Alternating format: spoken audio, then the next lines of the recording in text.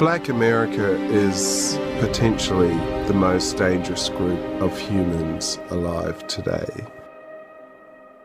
Dangerous to who? Dangerous to the corporate empire, Illuminati, imperial scum, whatever you want to call them, white supremacists.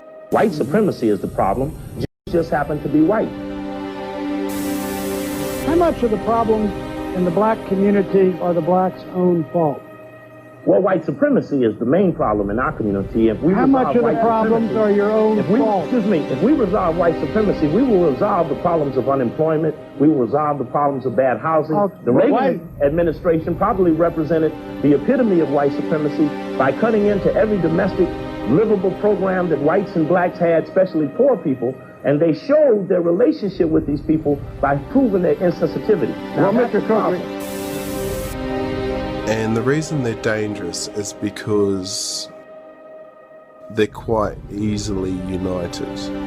It might seem not true because there's so much division within black people in America, but the only reason they're divided is because the corporate empire spends billions of dollars keeping them divided because they are potentially dangerous. Mr. Coakley, you've attacked Jesse Jackson, you attacked the late Mayor Harold Washington, you called them colorless. What black leaders, political leaders in this country do you respect? Well, I think politics has a way of accommodation. I don't think we have true political leaders in the sense of that you're going to find purity in politics. Politics is about accommodation and compromise. When our black leaders go into politics, as was discussed recently in Harper's Magazine, blacks have to prove to whites that they will protect their interests first. That's why politics is not the type of game that we're going to continue to invest all our time in, because it's proven that it doesn't work. Politics will not whip white supremacy, but clear, accurate, documented challenges to white supremacy, as well as action, grassroots action, taking against the forces of white supremacy. What makes them dangerous? Well, 45 million people united in the US would be very dangerous.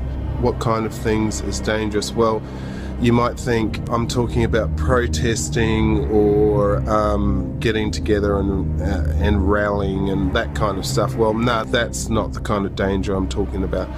45 million people united could do some serious damage to the financial market. Serious damage to the financial market. Serious damage to the financial market. Serious damage to the financial market. Serious damage to the financial market. So I'm dark-skinned with an accent, and when you had an accent back then, Africans, well, it wasn't that many Africans in America at that time. It was mostly Jamaicans. So you had an accent, you automatically Jamaican. Right. Africans, well, it wasn't that many Africans in America at that time. It was mostly Jamaicans. You have to be logical. If I know that in this hotel room they have food every day, and I'm knocking on the door every day to eat, and they open the door, let me see them throwing food around, but they're telling me there's no food in here. Every day, I'm standing outside trying to sing my way in. We are hungry, please let us in. We are hungry, please let us in. After about a week, that song is gonna change to we hungry, we need some food. After 2-3 weeks, it's like, give me all the food, racking out the door. After a year, then you just like, I'm picking the lock, coming through the door blasting. We asked 10 years ago. We was asking with the Panthers. We was asking with them, the civil rights movement. We was asking, now those people that were asking, they're all dead and in jail. So now what do you think we're going to do? What that was all about, the revolution will not be televised. That was about the fact that the first change that takes place is in your mind. You have to change your mind before you change the way you live and the way you move. So when we said that the revolution will not be televised, we were saying that the thing that's going to change people is something that no one will ever be able to capture on film. It'll just be something that you see and all of a sudden you realize, I'm on the wrong page, or I'm on the right page, but I'm on the wrong note. And I've got to get in sync with everyone else to understand what's happening in this country.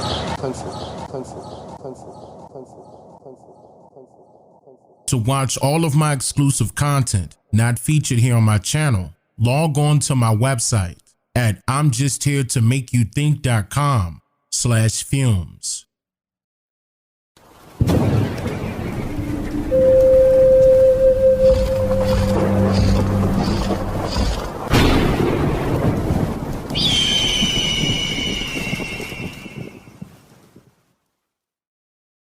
In today's society of America, millions of people of all complexions are still undergoing the effects of a variety of dominant social engineering experiments, which just so happens to play a prominent role among their everyday lives unknowingly. Not only that, there are in fact particular prominent groups of people that has set the mandatory rules and regulations that all American citizens must abide by, still to this very day. And when it specifically comes to the so-called African Americans, or rather the descendants of the copper-colored indigenous people who occupied all of the now American lands pre-colonial times, the experimental methodologies are deeply rooted, especially physically and mentally, by way of things such as industrialism, environmental racism, compulsory education, manipulative indoctrination, paper genocide, and eugenics. However, I would like for you to note that the freedom of having life is like a seed. It cannot grow on its own and become a plant unless the climate changes environmentally. Now, many of you can recall hearing the phrase, "If it ain't broke, don't fix it." And I agree with it to a certain extent, because even though you may be doing great right now, you should always make room for improvements, or rather changes, because it's better to be prepared than repaired after the damage is already done. Which brings me to my very first point of this segment, and that is, why are people of color in America considered to be the biggest error throughout American society? Now, this question alone would be continuously answered throughout this video and my other correlating documentaries, because of how much detailed information is critically important to note when answering this question. This error can be traced all the way back to the late 1700s and very early 1800s. At a time when white African and European colonizationalists, or rather kidnappers, were afraid of the threat of being murdered by the so-called coloreds, or rather the indigenous people of North America, due to the multiple Indian raids, rebellions, documented and undocumented wars rapidly occurring during this time period. This is also the very same time period where these kidnappers demanded that the Negroes be removed from the lands of America and shipped away to newly established American colonized lands in Africa along the coast. Multiple religious societies campaigned for this idea to become a reality, especially the Catholics and the Quakers, just to name a few. But the ball began to roll once John Lynch wrote a letter to the president.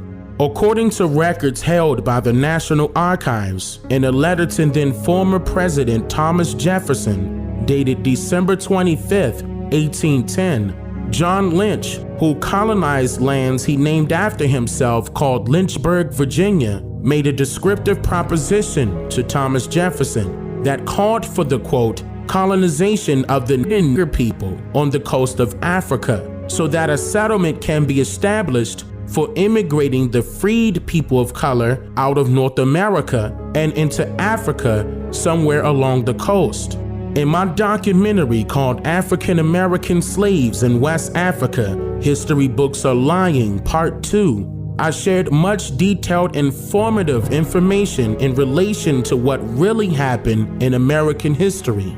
I exposed that we were all led to believe that our ancestors were stolen from parts of West Africa and then shipped to the Americas, when in reality, that information was told to us all in reverse.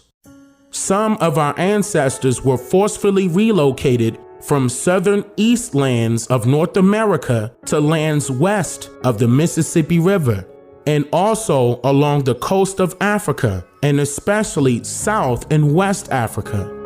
I highly recommend that you watch that video, for it is critically important for the sake of our real documented history. Now, another side of this would be allowing the people of color to think freely. Being as though English was not our ancestors' original language to begin with, the early European and African colonizationalists implemented manipulative methods to force their own traditions, language, and cultures, just to name a few, upon our ancestors mentally, which in turn rapidly obstructed our ancestors' well-being physically, systematically. This method was also purposely designed to decimate their literacy and critical thinking capabilities, along with quelling the thoughts of retaliation by fear-mongering, allowing for this social engineering format of eugenics to prevail from generation to generation, affecting only those who are forcefully under the spell of its digested forms of slavery, or rather oppression, under the mysterious provisions and racist ideologies of white supremacy.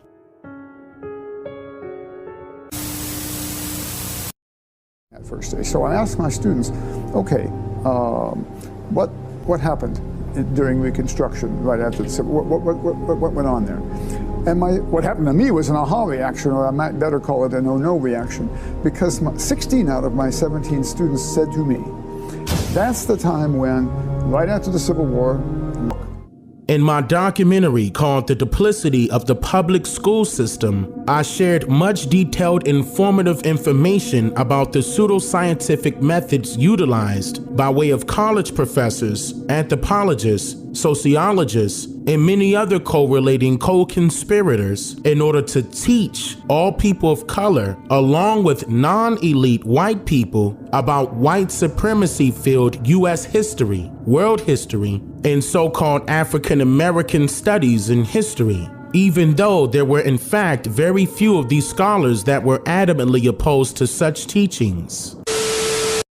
And what, may I ask, is an Aryan? I don't know myself.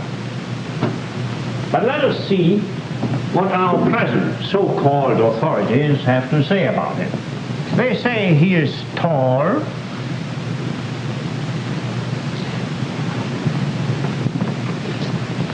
slender,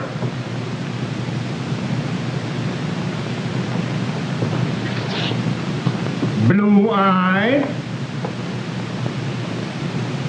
and blonde. There is no Aryan race. And more important, there is no master race. There are people who may find these ideas convenient, but science cannot support them. There is no scientific proof that there's any correlation between a man's racial characteristics and his native ability or character. In all racial groups, we find the same range of potentialities. We find idiots and geniuses. We find criminals and philanthropists. We must judge each man as an individual and not by the color of his skin or his eyes or by the length of his nose.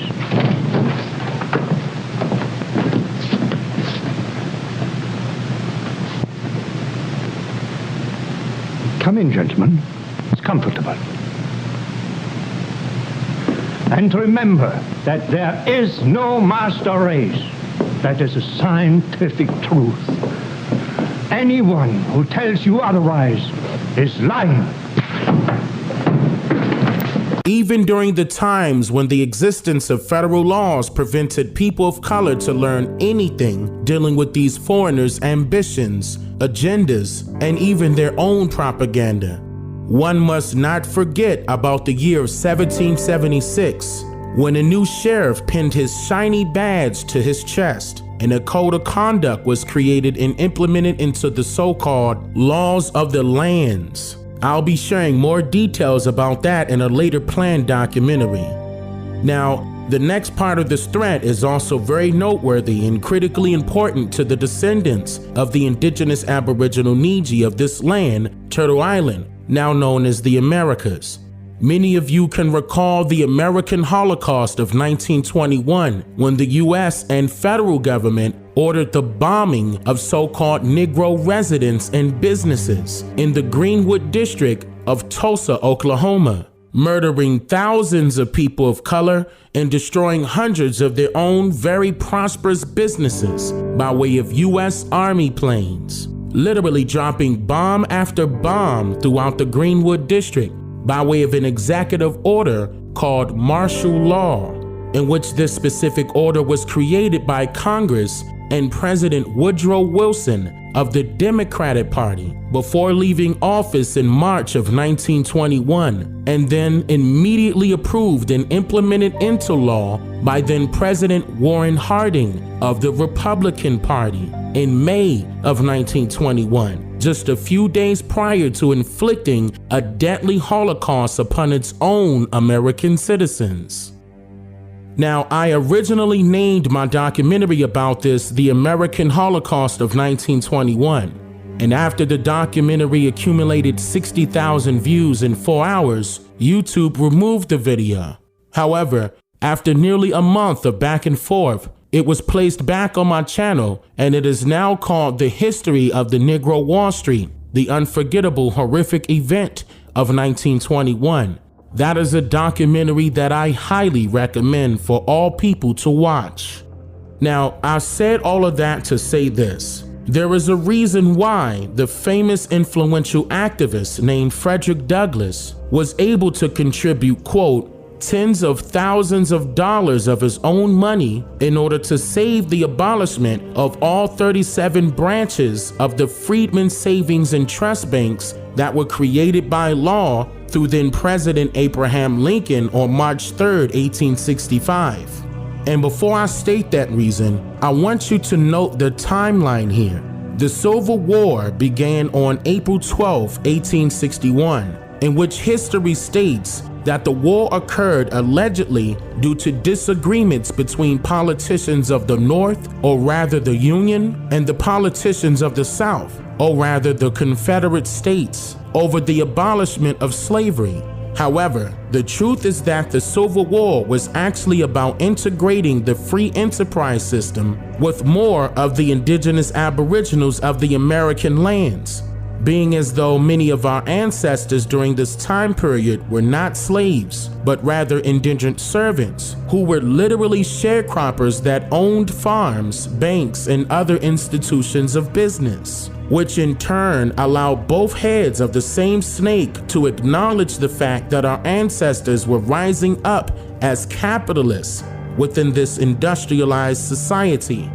In other words, the Union recognized that the so-called Negroes in the North and the South were rapidly prospering tremendously economically, and they wanted to go into business with them to further their expertise in the free enterprise system. But most politicians of the South disagreed with this notion, being as though it single-handedly threatened the longevity of their not-so-prosperous small to medium-sized businesses.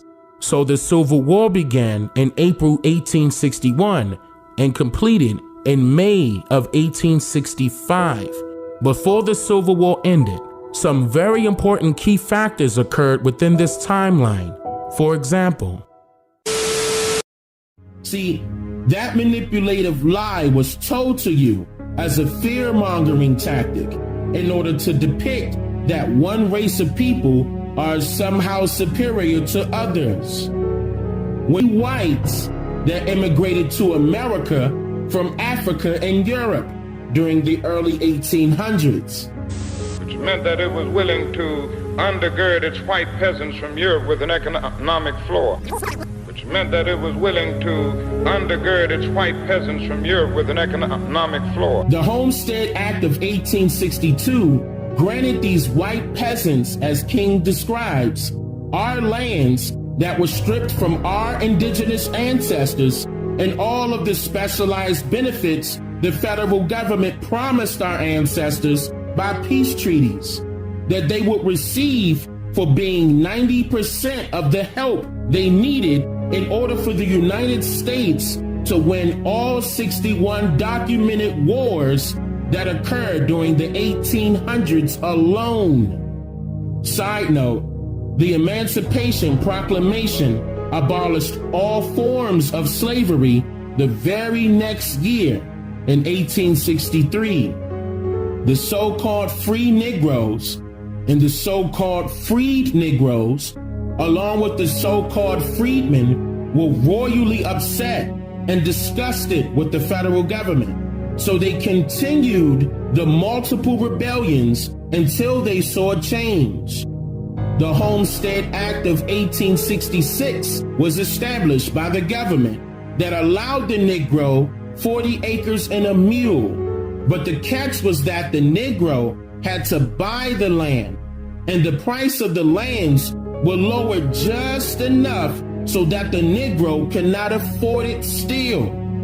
This is what King meant by America refused to give the Negro any land. These Homestead Acts gave these foreigners government-funded assistance, where the government hired our ancestors to teach these foreigners how to farm. Not only with government money to teach them how to farm. Because keep in mind, a true foreigner or immigrant wouldn't know how to grow anything in a mass area of land that they are not accustomed with or never inhabited before in their life. This is why King stated our farms. They provided low interest rates in order that they could mechanize their farms. Okay, so now, this timeline that I'm referring to begins with the Civil War in April 1861. Then, the first official Homestead Act of 1862. Then, the very next year, the Emancipation Proclamation Bill was implemented into law in 1863, in which that bill alone had absolutely nothing to do with freeing slaves from chains and shackles, like how history so loves to claim. No. In fact, the word emancipate derives from the Latin word emancipatus, which is the process of being set free from legal, social, or political restrictions, which has nothing to do with enslavement. In fact, the Latin word for civil is civilis, which means to affect fellow citizens in a legal or political sense. In other words, the stories of slavery in the Americas did not happen the way we were originally taught by authors of American history and world history. Because once an individual literally researches their family's genealogical background by records, instead of taking the word from some self-proclaimed scholars within their own communities with absolutely no publicly verifiable evidence to manifest, they will be met with the truth that these so-called slaves in America were actually prisoners of war who were contracted as indentured servants by way of industrialism, which also means that your ancestors were sharecroppers, being as though they were the original landowners who were contracted by the tenants, or rather the white colonizationalists who immigrated to North America from Africa and Europe, in which these tenants were allowed to use the sharecroppers' land by contract or treaty in return for a share of the crops produced on the sharecroppers' very own land. But this deal went bad, obviously due to a particular group of people that had a totally different hidden agenda in mind.